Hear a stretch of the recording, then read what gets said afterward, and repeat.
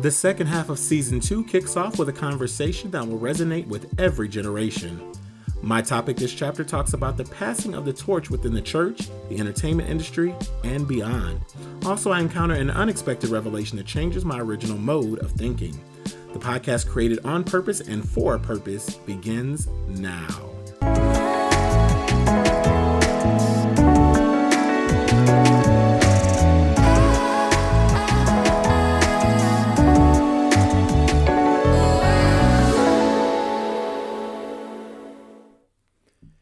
And welcome back to Coleman On Purpose. This is David J. Coleman, and I am ready to get into more chapters of Coleman On Purpose as we continue season 2 of my podcast. This has been a great end of the year for me. I feel like we're coming to the end. We're in November now. I just got back from a beautiful cruise in October. So that's why I usually take October off to recuperate and refresh. I tell everyone that even if you're doing content or whatever you're doing as a creator, take that time you need to rest up and refresh. And I have so many more ideas, so many more chapters that I'm ready to pour out and to do. The last chapter that I did back at the end of September with my ex-wife was phenomenal. So many different responses and people that wrote to me and talked to her and let her know just how great of a job she did on that last podcast chapter. And it was really good to just talk about those things and get them out there. So if you have not listened to that podcast from my previous chapter 22, go back and listen to that. It was excellent. It was a really, really excellent chapter. So go back and listen to that. So this chapter that I have coming up, I have been toiling around in my mind about what I was going to call this chapter or just what I was going to talk about.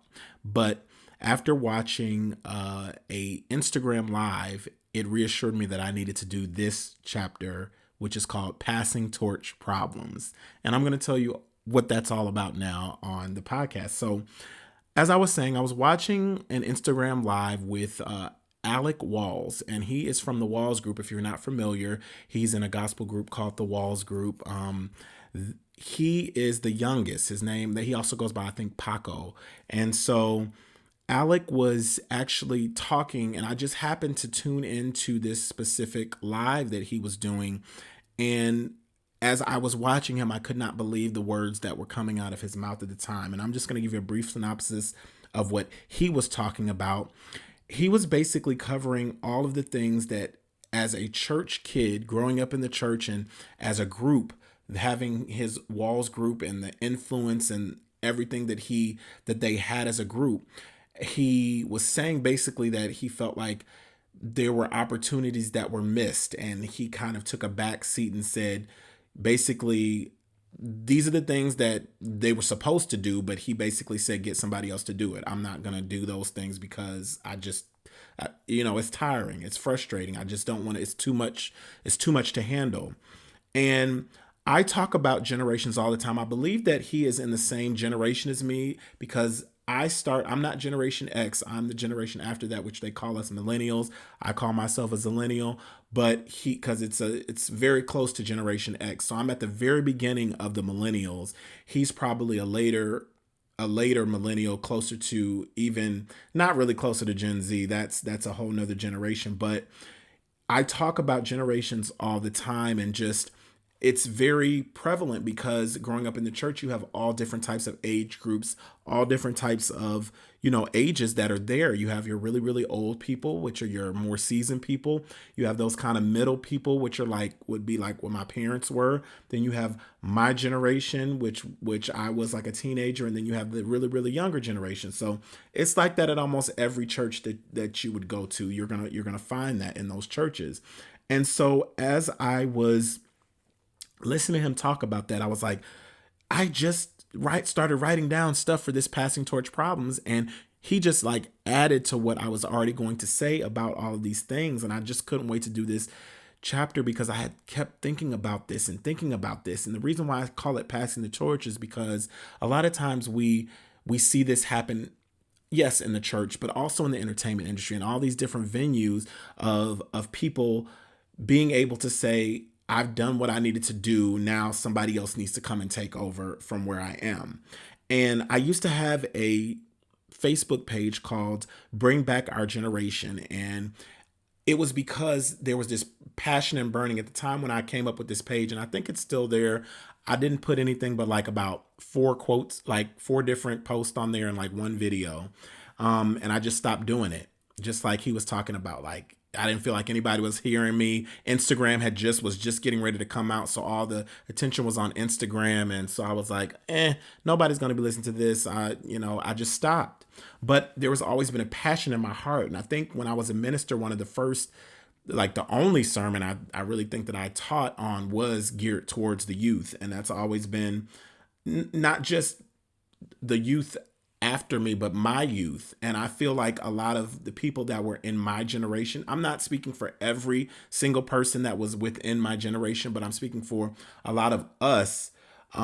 If we didn't have the right setup going into something, or we didn't feel like we were properly prepared to go into something, we either veered off and did something totally different, or we just kind of made our way to be able to do it. Like we pushed through in order to be able to do it. Now, when I'm saying that, I'm saying basically like we have these things that we have, and I'm talking mainly about not just church, but any industry people that are out here. There is a certain way that you kind of have to move and walk into anything that you're in. That's church. That's if you're going to go into, acting. That's if you're going to go into music. All of these different aspects, there are different ways to set it up. And I feel like when I was talking about bringing back our generation, I was really referring to church at the time. But now I realize that it's so much more encompassed with so many more things than just church, because I feel like a lot of the people that were in my age group kind of didn't really want to do church. We were tired of it. And it was almost like we had a lot of adults that were just doing their own thing at the time. At the time, it was like, it wasn't that they weren't trying to instill things and teach us things and do different things at that time. It was just that those next steps that we needed in order to, if we wanted to like go into ministry, or if we wanted to, or somebody wanted to be a musician or do something, there was nobody else really leading that pack or coming and saying, I'm going to take you under my wing like a mentor. Come, I'm going to take you under my wing and I'm going to teach you the ropes of how to do this. It was like every man for themselves.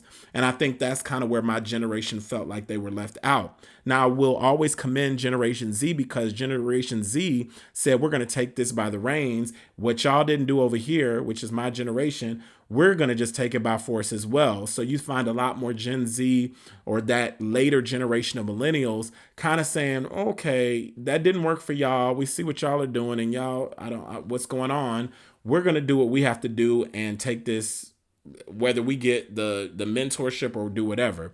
And I think that is a very good mindset, but I still think that there are tools that are needed from previous generations to help the next generation. I've always thought that that's when I talk about bring back our generation, or it could have even been called bring back our generations, because each one is supposed to give that torch or pass that torch to the next person so that they can continue to go and continue to move the way that they need to. And why I'm so passionate about it is because I see it so many times within ourselves. And as I was listening to him talk, and I was listening to Alec talk about this, and then how you're not really accepting your call at the time. Like that could be if I felt like I needed to be a musician or something like that. And I'm just like, you know what? There's too many talented people out here.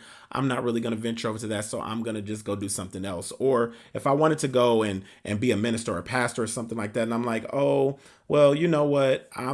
It's just too much. I don't really want to deal with it. I think about that all the time, because a lot of people aren't able to accept those things. I listened to various people, but a lot of times, a lot of things I listen to are either inspirational, or it'll be a pastor or something like that. And there was a pastor named Apostle Brian Meadows, and he was basically talking about us not being ready to accept what we're called to do in general. Like it's really like we can find all these other excuses for not doing what we're supposed to do. But you come to a point in your life, and I tell this to even people that are sometimes either younger than me, or even what I'm learning along this path, is that you come to a point in your life where you're like, no more nonsense in what I've been like doing or holding off on doing. It's time for me to really kick into gear and do what I'm supposed to be doing, because I feel like I'm dying on the inside. And a lot of times it takes that dying of yourself at that time to be like, you know what, not a natural death.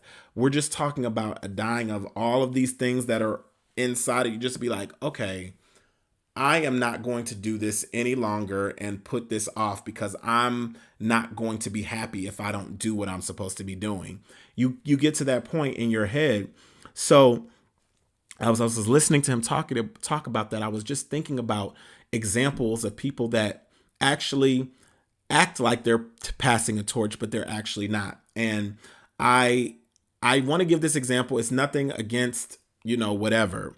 But I feel like one of the ones that I saw recently was, and both of these people are do dynamically well. Like Kirk Franklin is wonderful, Maverick City is wonderful. But I watched an award show where Kirk Franklin talked about passing the torch to the next generation. Like he basically gave his Grammy award to Maverick City. They came up there with him, and he was talking about passing the torch.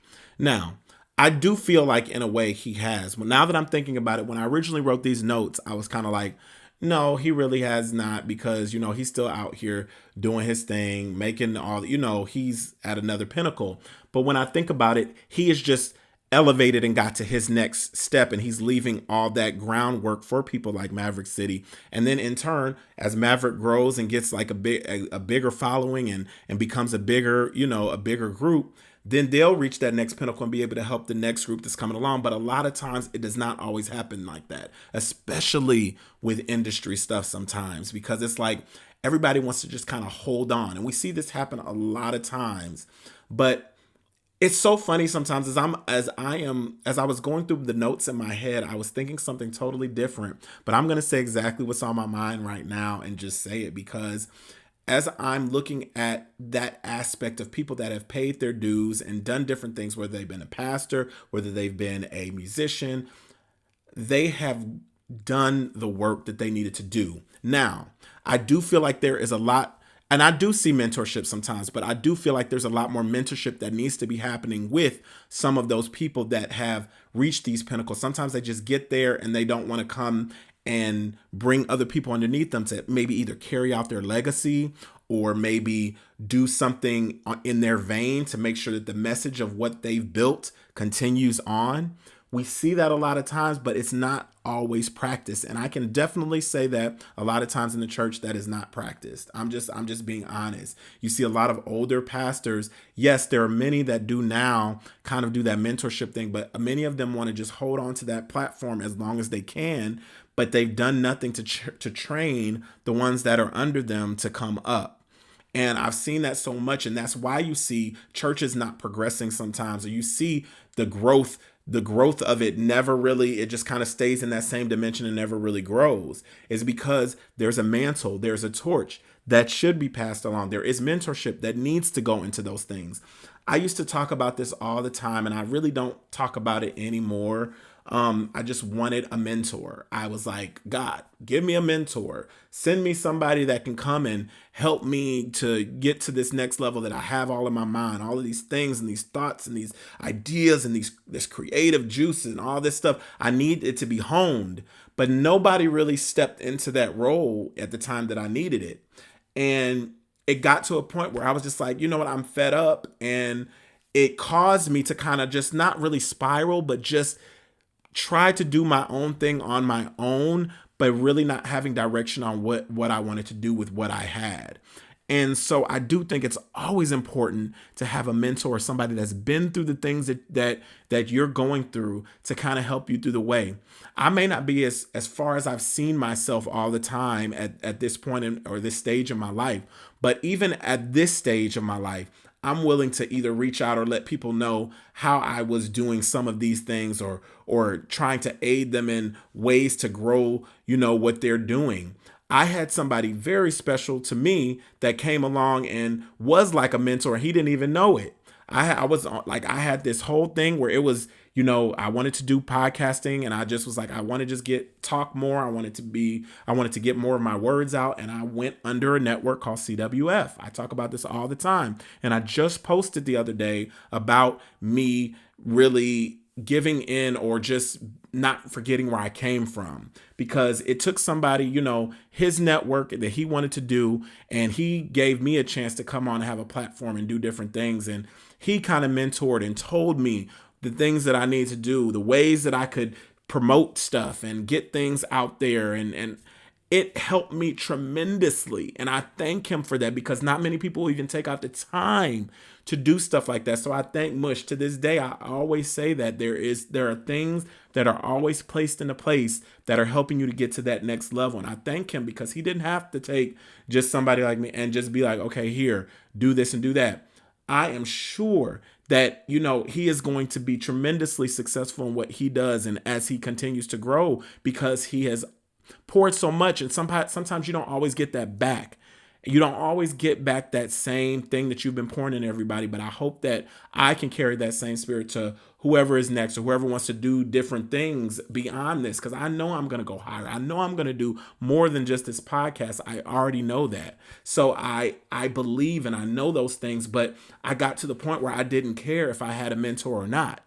It was just like, forget a mentor, screw that. I'm not, I don't need one. I'll just go and do it myself. So it's kind of like that Gen Z mentality that I was talking about earlier, to where you take the reins and you say, you know what? If you weren't going to help me with that, I'm going to do it on my own. And a lot of times, sadly, now you do have to do that in such a competitive world now. It's very kind of crazy to kind of look at that. But I do believe that there are stages and growths in each person's life. And I feel like sometimes people do hold on to the stage longer than they need to, or longer than it was intended. We see that in the music industry. We see that in the entertainment industry. People aren't willing to kind of give up that mantle. And we see the downfall of that as well. They end up very sad at the end, when they weren't able to just let go of what that was, or they feel like they reached this plateau and they just want to stay at that plateau and don't want to see anybody come above them. But just like a parent always says or talks about, a parent is always saying they want to see their son or their daughter do better than what they did. That should be the mentality of everybody that is out here, because when you look at the whole big picture of everything, if a person does better than what you did, they are helping this world even more, and it's going to get better and better and better. Imagine if everybody just honed and took everything that they knew and never shared any type of information. How is that helping the world to progress? How is that helping us to grow intellectually and learn things? It's not. So I think that's very important to do that. And I think it's so important that in the industry, when you're flame, or even when you're a pastor, or anything else that you choose to do, whether you're a writer or whatever you're doing creatively, when that flame is hot, you need to capitalize on that at the time, so that when you do capitalize on what you have, you're able to give back out. You don't capitalize and take it all and just run with it. You take it and you give back. And that's what this world is. It's a give and take. That's what it should be.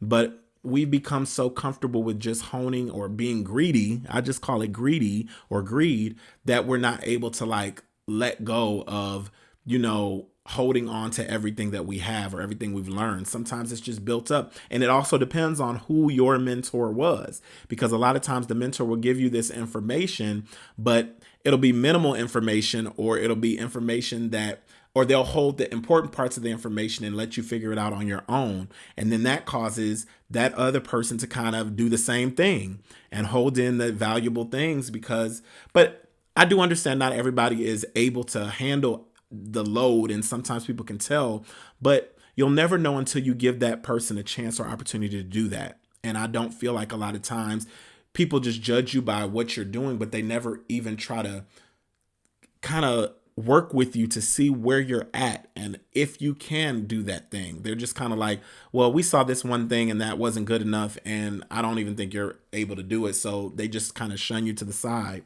But I do want to say this, because even in this time, I do feel like there's a new movement of people that is growing in this world, that is coming up, that have been overlooked, that have felt like they had no place, or they didn't belong in certain arenas, and that they were told that they weren't good enough.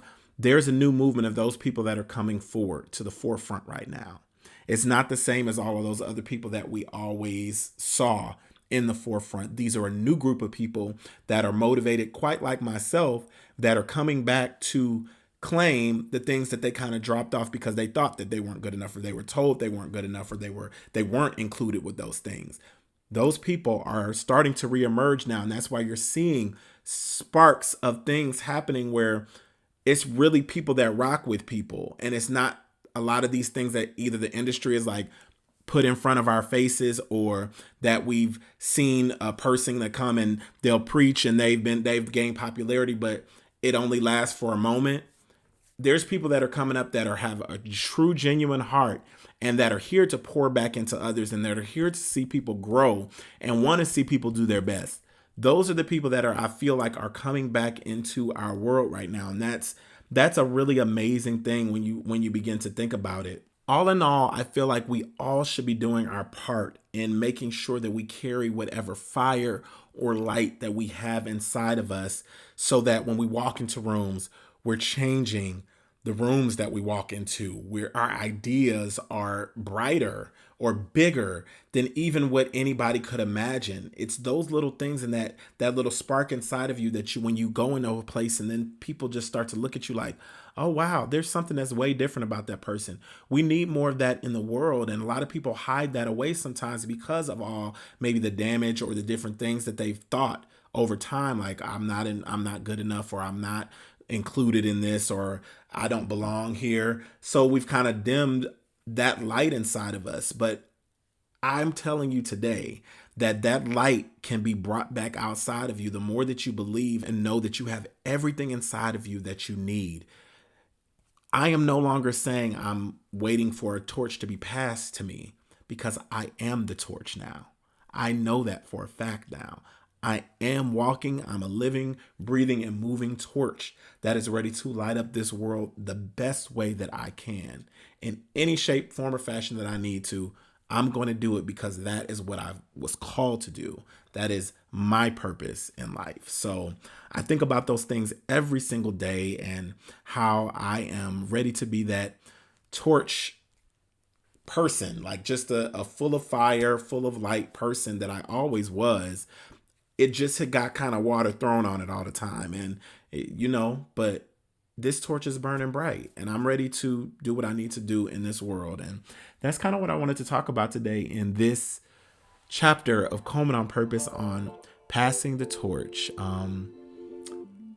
Really quickly, I just want to add this really quick. Many times people don't even realize that they are the torch, but there are different ways and different forms that people have given of themselves, and they don't even know how they've impacted another person. Even when you don't feel like that torch, or you don't feel like that fire or that light, you are helping someone in some way, shape, or form. You're living and breathing, you're moving. When somebody might see you walking down the street a certain type of way, or doing something a certain type of way, you have impacted their lives. I don't think people understand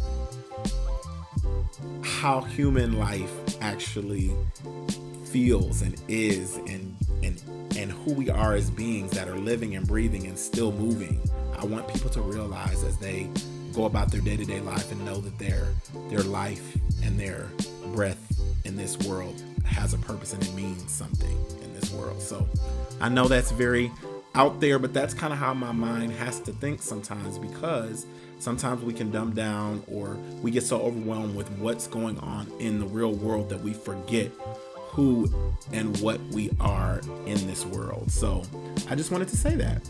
Make sure you follow me on Instagram at DeluxeDave, DeluxeDave. I'm also at Coleman On Purpose on Instagram. You can find me there. You can also follow me on TikTok at davidj.coleman.